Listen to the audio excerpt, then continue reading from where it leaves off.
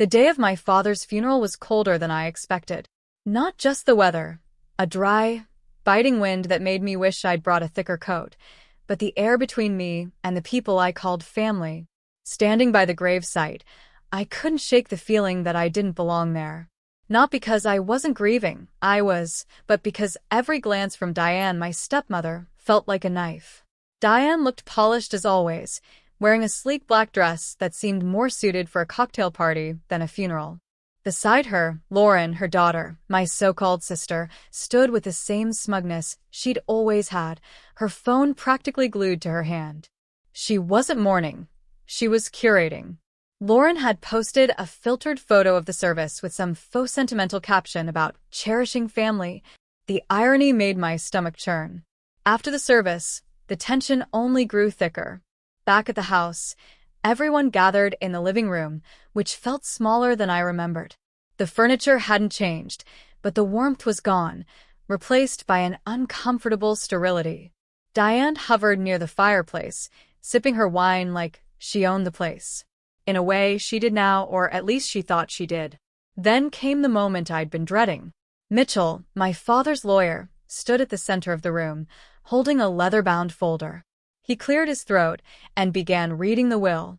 My father's voice, even through legal jargon, felt distant and unfamiliar. I tried to focus, but Lauren's grin distracted me. She was already acting as if everything belonged to her. When Mitchell announced that I was included as a beneficiary, Diane's glass froze halfway to her lips. Lauren's smile faltered for a fraction of a second, but she quickly recovered, leaning forward with her trademark arrogance. "That's a mistake," she said, her tone honeyed but sharp. "Dad told me everything was mine. We have the documents to prove it." The room went silent. Mitchell raised an eyebrow but said nothing. I stayed quiet, too, though my heart was pounding. Lauren's words felt rehearsed, too precise. I'd heard her pull this act before, twisting situations to suit her narrative. "We can sort this out later," Diane interjected smoothly, placing a hand on Lauren's arm. "Let's not make a scene today of all days." But Lauren wasn't done. She turned to Mitchell and announced her plan to review our father's family documents in his office, as if she were the rightful keeper of his legacy. My suspicion flared. There was something in her tone, in the way she avoided looking at me, that set me on edge. That night, I couldn't sleep. The house, once a place of comfort, felt foreign. Memories of my father lingered in every corner, but they were overshadowed by the animosity in the air. Something about Lauren's insistence didn't sit right with me. My father had always been meticulous, careful with his words and his actions. If he wanted me to have something, he would have made sure it was clear. Around midnight, I heard footsteps. Quiet, deliberate. My bedroom was down the hall from my father's office, and the sound was unmistakable. Someone was in there. I slipped out of bed, careful not to make a sound, and crept toward the office door, which was slightly ajar. Inside, I saw Lauren rifling through drawers, her movements frantic. She didn't notice me at first, too focused on her task. I watched as she pulled out files, flipping through them with increasing frustration. Then she paused, holding up a sheet of paper, her face alight with triumph. Before I could stop myself, I stepped into the room. Her head snapped up, eyes wide. She tried to shove the paper into her pocket, but I was faster. Grabbing it from her hand, I unfolded it and saw my father's handwriting. It wasn't a legal document, but a letter addressed to me. My hands shook as I read his words. He detailed discrepancies in financial accounts, hinted at forged documents, and expressed regret for trusting the wrong people, Lauren and Diane. I looked up at Lauren, who was pale now, her confidence shattered. The truth was written all over her face. She had been lying, manipulating. And now I had proof. The letter burned in my hand, each word searing deeper into my mind. My father's regrets, his warnings, his revelations, they were the missing pieces of a puzzle I hadn't even known I was solving. But I couldn't face this alone. I needed someone I could trust, and the only person who came to mind was Olivia, my cousin. Olivia had always been the calm in my storm, the kind of person who could untangle the messiest of situations with a clear head. When I called her the next morning, I didn't have to explain much. She heard the tension in my voice and was at the house within an hour. Together, we spread the documents across the dining room table, the morning sunlight highlighting the damning details. As we worked through the files, Olivia's sharp eye caught something I'd missed.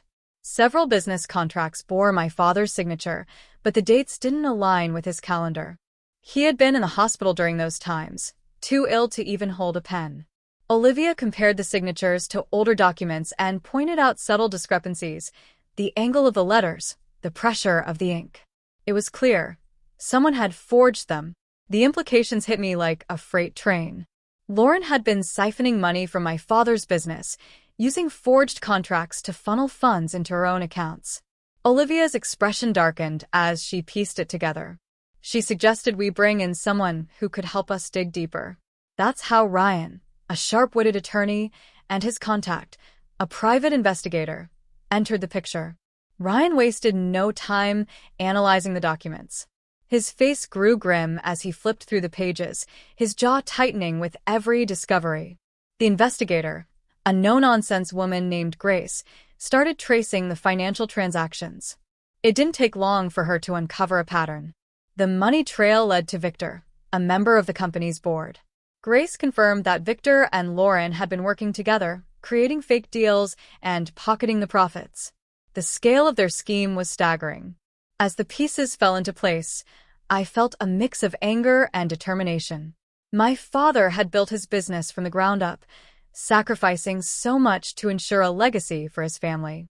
Lauren and Victor had turned that legacy into their personal playground, and Diane's blind loyalty to her daughter only made it worse. I knew I couldn't stay silent. With Olivia, Ryan, and Grace backing me, I decided to confront Lauren at the next family gathering. The tension was palpable as everyone gathered in the living room, the same space where Mitchell had read the will. Diane sat with her usual air of superiority, but there was an edge to her demeanor. Lauren, as expected, played the part of the dutiful daughter, her facade as polished as ever. When I began to speak, the room fell silent.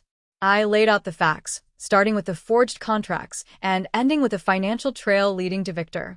Diane's face went from confusion to disbelief, but Lauren's reaction was different. She didn't deny it. Instead, she leaned back in her chair, her expression carefully neutral. Diane, however, was not so composed. She cut me off, refusing to believe a word I said. She accused me of jealousy, of trying to tarnish Lauren's reputation out of spite. Her denial was so vehement that for a moment, I doubted myself. But then I saw Olivia watching me, her steady gaze reminding me of the truth. The confrontation ended with no resolution, but the lines had been drawn. Diane's refusal to see the truth only fueled my resolve. I knew this was far from over, and the fight for my father's legacy had only just begun. The days following the confrontation were a whirlwind of preparation and tension. With Olivia's help and Ryan's legal expertise, I began building a solid case. Every forged contract, every suspicious transaction, and every statement from Grace's investigation was meticulously documented. Yet as our evidence grew stronger, so did the pushback from Lauren. It started with subtle intimidation, anonymous emails warning me to drop the case, strange cars parked outside my house late at night. Then Lauren escalated. She left voicemails dripping with veiled threats, accusing me of tearing the family apart. Her words were calculated to unnerve me, but instead, they only solidified my resolve. If she was this desperate to scare me off, it meant I was getting too close to the truth. The first court hearing was both nerve-wracking and cathartic. Ryan's presence beside me was a steadying force, his calm demeanor a stark contrast to Lauren's theatrics. She arrived flanked by her own legal team, her confidence as unshakable as ever. But when she presented what she claimed was my father's final will, the room shifted. The document looked convincing at first glance, but Ryan had anticipated this move. He'd already arranged for a handwriting expert to analyze it. As the expert testified, pointing out the inconsistencies in the signature and detailing the methods used to forge it, Lauren's mask began to crack. She fidgeted in her seat, her practiced composure slipping. The judge's stern gaze only added to her discomfort, and for the first time, I saw a flicker of uncertainty in her eyes. The next blow came from an unexpected ally, Marcus, the company's accountant. Subpoenaed by Ryan, Marcus initially seemed reluctant to testify, but once he took the stand, his testimony was damning.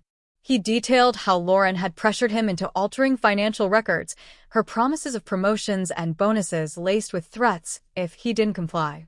Marcus's words painted a clear picture of Lauren's manipulation and greed.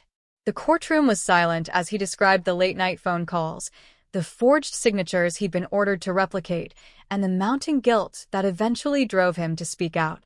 Lauren's face was a study in controlled panic. She tried to maintain her usual air of superiority, but the weight of the evidence was too much to ignore. Despite the mounting proof against her, Lauren didn't go down without a fight. She pivoted, adopting a new role, the victim. She tearfully claimed that she'd only acted out of desperation, trying to save the family business during a difficult time. Her performance was convincing enough to sway some of the spectators, but I could see through it. This wasn't about saving the business, it was about power and control. The hearing ended on a tense note, with the judge ordering a continuation to review the evidence more thoroughly. As I left the courtroom, I felt a strange mix of exhaustion and determination. Lauren's veneer of control was slipping, but I knew this was far from over. She was cornered, and cornered animals are the most dangerous. The cracks in Lauren's facade only deepened as we continued our investigation. Ryan and Grace worked tirelessly to uncover every shred of evidence that could strengthen our case. Late one evening, Grace called with a breakthrough. Among the documents she had recovered was a reference to a security system in my father's office, something I had forgotten even existed. She managed to retrieve archived footage, and what we found left me speechless. The video showed my father sitting at his desk, his face pale and drawn but his voice steady. In the recording, he spoke directly to the camera, detailing his suspicions about Lauren and Victor. He mentioned discrepancies he had noticed in the company's financials and warned me to trust my instincts. "You'll know what to do," he said, his voice cracking slightly. He ended the recording with a plea to protect the family's legacy. It was both heartbreaking and empowering. For the first time, I felt like he was right there with me, guiding me forward. The deeper we dug, the more we realized how far Victor's betrayal extended. He hadn't just enabled Lauren, he had used her as a pawn in his larger scheme. Grace uncovered emails between Victor and a competing company, outlining plans to undercut my father's business in exchange for lucrative personal deals. Lauren's role had been to create chaos within the company, making it easier for Victor to manipulate the board and push through his agenda. It was a level of deceit that left me both furious and resolute. The turning point came when Victor reached out to me directly. He invited me to a meeting, claiming he wanted to clear the air and discuss a settlement. The location he suggested, a rundown warehouse on the outskirts of town, immediately set off alarm bells. It was the kind of place where bad decisions were made and worse outcomes occurred. Ryan and Grace insisted I not go alone. Together, we devised a plan. When the night of the meeting arrived, I felt a mix of dread and determination. Ryan, Grace, and a team of detectives accompanied me, staying out of sight but close enough to intervene if things went south. As I entered the warehouse, the air was thick with tension. Victor stood in the center of the room, his expression a mix of smugness and feigned concern. Lauren was there too, pacing nervously, her usual confidence visibly shaken. Victor began speaking, spinning a web of half-truths and justifications. He claimed he'd only acted in the company's best interests and tried to shift the blame onto Lauren. But his words faltered when Ryan emerged from the shadows, flanked by the detectives. The look on Victor's face was priceless, a mix of shock and anger as the reality of the situation sank in. Lauren, seeing the walls close in, tried one last desperate move. She stepped forward, accusing Victor of manipulating her and pleading for understanding. But her performance fell flat. The detectives presented the video from my father's office, along with the mountain of evidence we'd gathered. It was irrefutable. The moment the police placed handcuffs on Victor, I felt a wave of relief. But the real shock came when they turned to Lauren and did the same.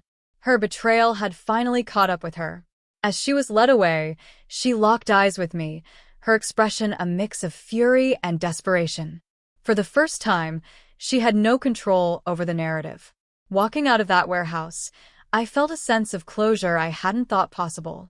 My father's legacy was still intact, and the people who had tried to destroy it were finally being held accountable. But I knew this wasn't the end. It was just the beginning of rebuilding what they had tried to tear apart. The courtroom was packed for the final hearing, the tension almost palpable. Every detail of the case had been laid bare, and there was no escaping the truth. Lauren sat with her head lowered, her usual confidence replaced by a hollow resignation. Victor, on the other hand, maintained a stony silence, his eyes fixed on the floor. As the judge read the verdict, a wave of relief swept over me. Lauren was sentenced to 18 months in a minimum security prison and ordered to repay every cent she had stolen from the company. Victor, as the mastermind behind the scheme, received a harsher sentence of 3 years. Watching them being led away was a strange mix of vindication and sadness. This wasn't how I wanted justice to unfold, but it was necessary. With the trial behind me, the focus shifted to rebuilding the company. The damage to its reputation had been severe, but I was determined to honor my father's legacy. After much deliberation with the board, I was named the new CEO. It was a role I hadn't expected to take on, but as I stood in my father's office, now my office, I felt a sense of purpose. I announced a comprehensive plan for restructuring, emphasizing transparency and integrity as the core values moving forward. Months passed, and the company slowly regained its footing. The team worked tirelessly to restore trust with clients and stakeholders. Each small victory felt like a step closer to fulfilling my father's vision. Yet, amidst the progress, I couldn't shake the memory of Lauren's actions and the fallout they had caused. Then, one day, a letter arrived. It was from Lauren. Her handwriting was shaky, the words hesitant but sincere. She apologized for everything, the lies, the theft, the betrayal. She admitted to being blinded by greed and desperation and expressed a desire to make amends. She wrote about the lessons she had learned in prison and her hope for a fresh start. Despite everything, I felt a flicker of compassion. Holding on to anger wouldn't bring back what was lost. When Lauren was released, I made a decision that surprised even myself. I offered her a position in the company, not in a leadership role, but in the client relations department. It was a chance for her to rebuild her life and prove she had changed. There were skeptics, of course, but I believed in second chances. My father had always emphasized the importance of family, and this felt like the right way to honor his memory. Working together wasn't easy at first. The tension lingered, and trust took time to rebuild. But gradually, Lauren showed genuine effort. She threw herself into her work, earning the respect of her colleagues and slowly mending the broken bonds between us. Her redemption was a testament to the resilience of the human spirit. The turning point came during a company presentation, where Lauren and I stood side by side, outlining our vision for the future. It was a moment of unity and hope, a symbol of what we had overcome. As the applause filled the room, I felt a deep sense of closure. My father's words about honesty and strength echoed in my mind, reminding me of the journey we had taken to reach this point. Looking back, the road had been anything but smooth. Yet, through the challenges, I had found clarity and purpose. The company was thriving, the family was healing, and my father's legacy was secure. In the end, the hardships had brought us closer, proving that even in the face of betrayal, forgiveness and growth were possible. And that, I realized, was the true meaning of strength.